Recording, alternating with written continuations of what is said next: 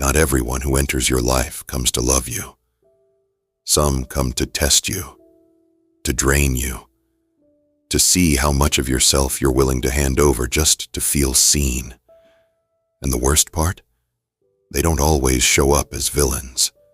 Sometimes they arrive with charm, with empathy, with all the right words, but there's something subtle, something quiet, that gives them away. It's what they ask for. Stay with me until the end, because I'm going to share the most overlooked sign, one that most people miss, and it can save you from months, even years, of emotional erosion. Carl Jung believed that the unconscious always finds a way to express itself, especially in relationships. And sometimes, the things people ask for aren't random.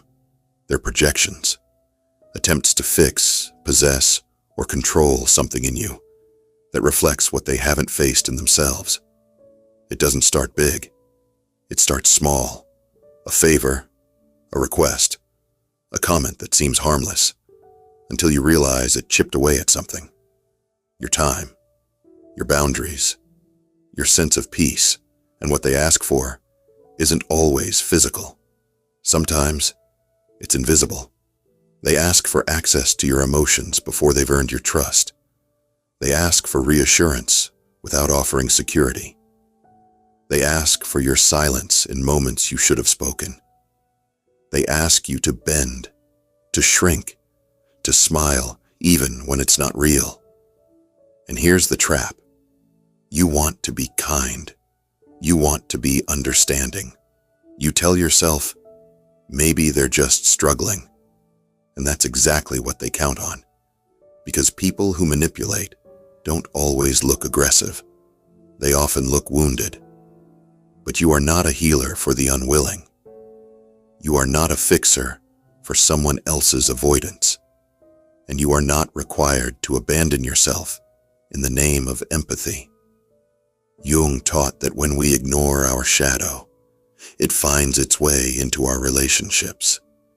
And those who haven't faced their own darkness will try to make you carry it.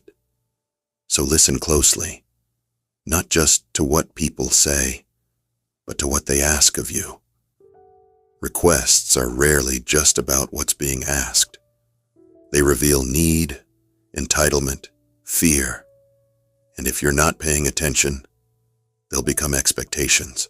Sometimes, control doesn't show up as domination.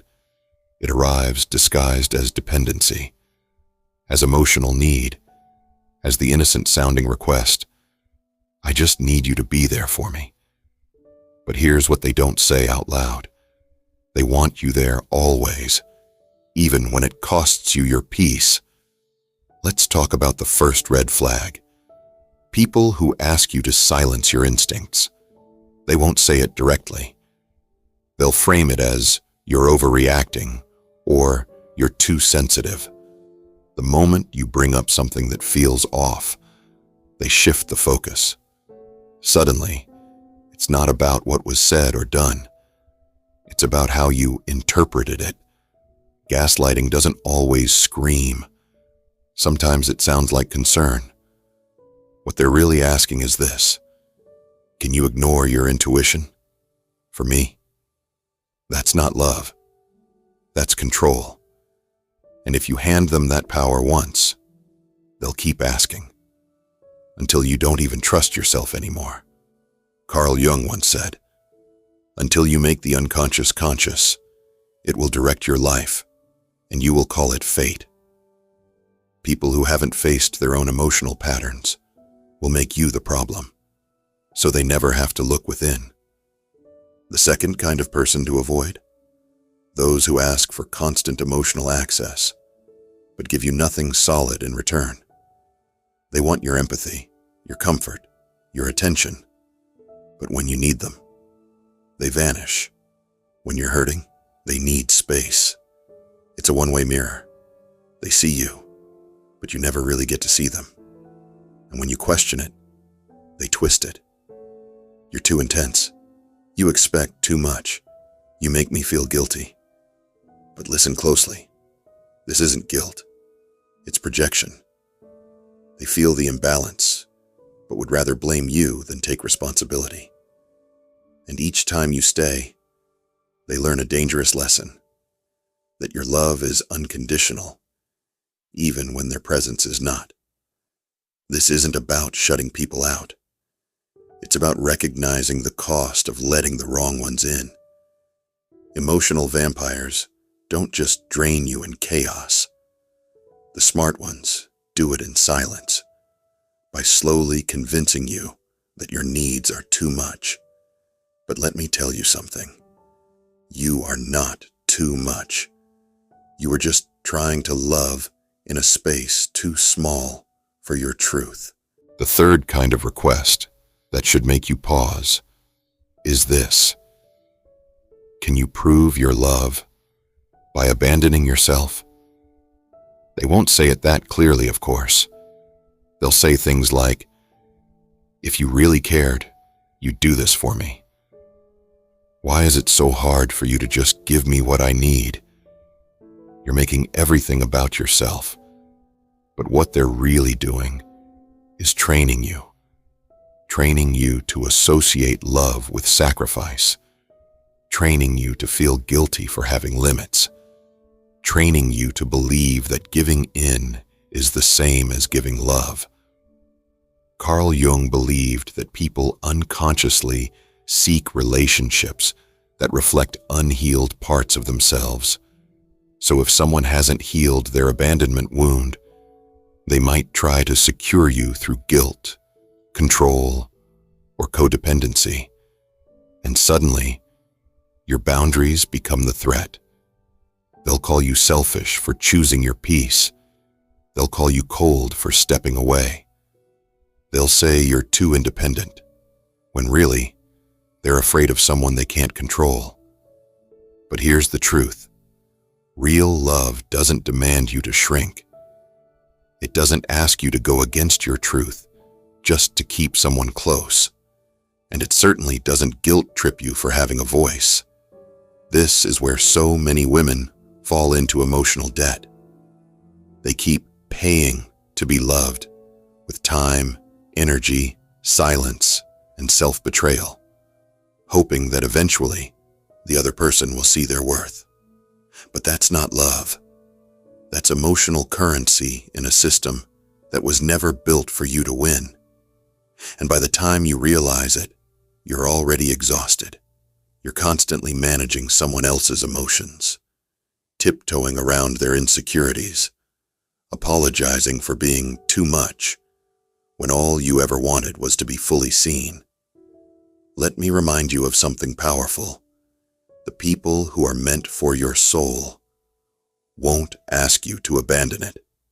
So the next time someone says, if you loved me, you would pause. Because anyone who attaches love to a condition that costs you yourself doesn't want love. They want power. And when someone wants power over you, more than connection with you, you owe them nothing. Here's the fourth request you should never ignore.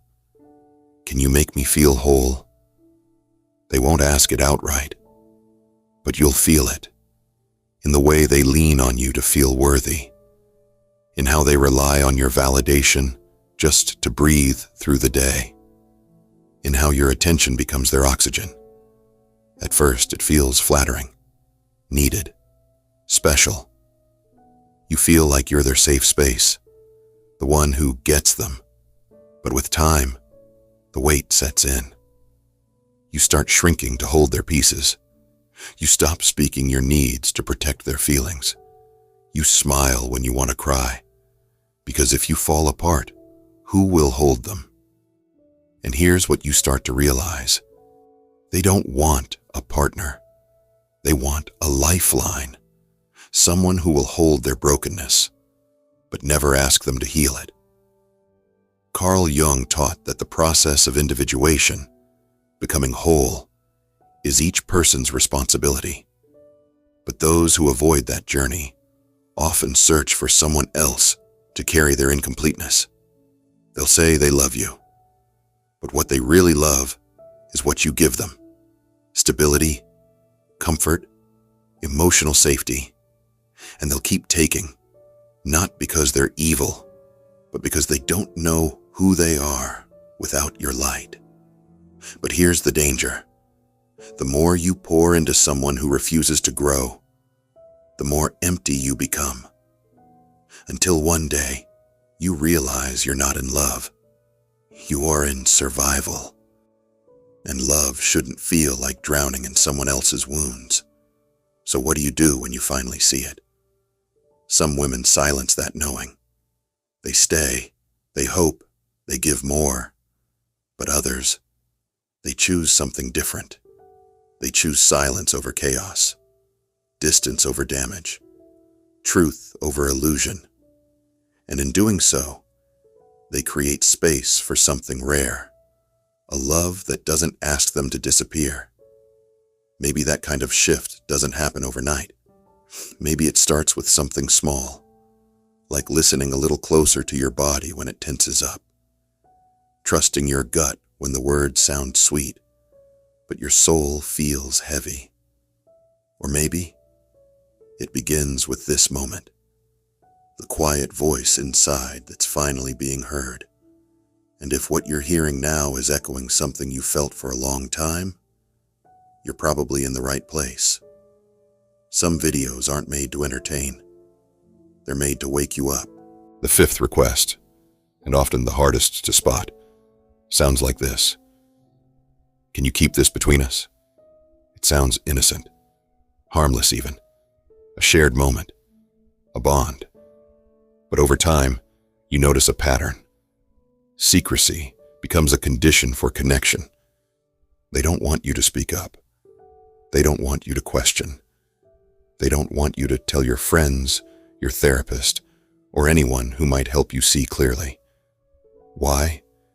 Because secrecy protects them, not you. Carl Jung warned us, what stays hidden gains power, and that's the problem. When someone asks for your silence in the name of love, what they're really doing is isolating your truth. They'll call it privacy. They'll call it keeping things sacred. They'll say, no one else will understand us like you do. But the real goal is control. Because when no one else sees what's happening, no one else can hold them accountable. And when you're isolated, confused, and unsure of your own perception, they win. They know what they're doing.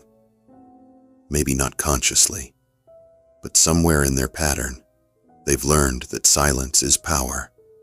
And if they can get yours, they don't have to face theirs. So how do you recognize this for what it is? You start noticing how you feel after every interaction. Do you leave conversations lighter or heavier? Do you feel seen or silenced? Do you feel clear or confused? That's not chemistry. That's your nervous system warning you. And if no one has said this to you before, let me be the one. You are allowed to speak your truth, even if it makes others uncomfortable, even if it costs you a relationship, even if someone calls it betrayal. Protecting your peace is not betrayal. Honoring your intuition is not being dramatic. Asking questions is not being difficult.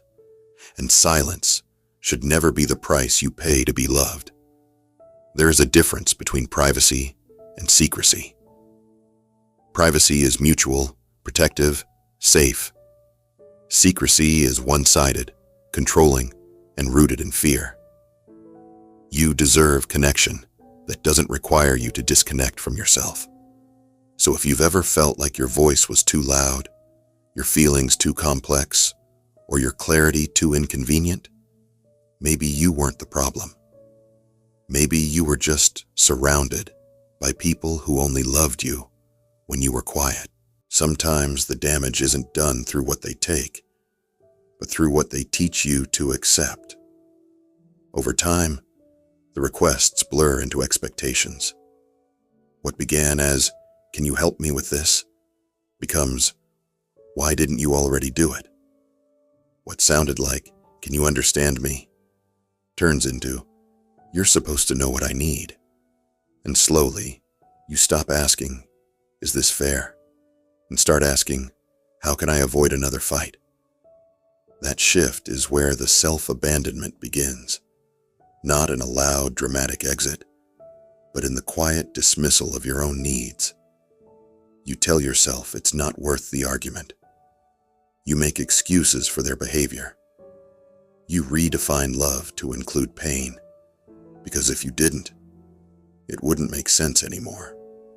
Carl Jung wrote about the danger of identification, how we become entangled with the roles we play.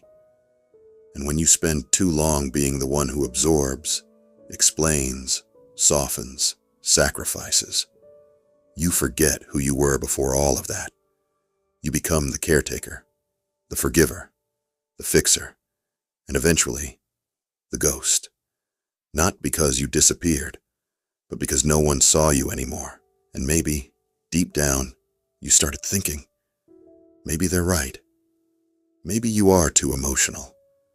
Maybe your needs are too much. Maybe love is supposed to hurt this way. But here's the truth you weren't told.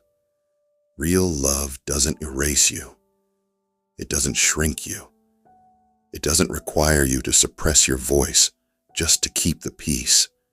In fact, real love needs your full truth, the one that cries and questions and says, "This doesn't feel right."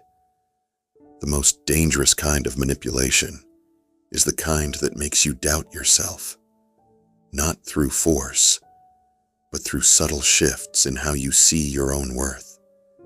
They won't always raise their voice, but they'll raise the stakes. They'll make you feel like love is something you constantly have to earn, like peace is something you're only allowed when they're happy. And that is not love. That's emotional control dressed in connections clothing. But the beautiful thing about awareness, once you see it, you can't unsee it. And when your clarity finally speaks louder than your guilt, that's when everything begins to change. Healing doesn't always begin with forgiveness. Sometimes it begins with permission, the kind you give yourself. Permission to walk away without a dramatic goodbye, to let go without explaining your every reason, to stop answering messages that feel like emotional traps, to stop trying to convince people who were never truly listening. Because the deeper truth is, most people don't see the real you. They see the version of you that's most convenient for them. And when that version starts asking questions, setting boundaries, or simply not giving as much, they say you've changed. But maybe that change is the most honest thing you've ever done. Carl Jung believed that the journey of individuation, becoming whole, isn't about becoming someone else. It's about returning to who you were before the world told you who to be. And maybe that return begins in moments like this. Moments when you stop arguing with your intuition, when you stop editing yourself to be loved, when you finally choose peace, not just as a goal, but as a standard. Because peace is not passive. It's not soft or weak or lazy. Peace is clarity. Peace is knowing what you will no longer carry, even if it once felt familiar. Peace is the moment you realize your silence will no longer be misused as consent. The woman you're becoming doesn't apologize for needing space. She doesn't feel guilty for wanting more. She doesn't explain her value. She embodies it.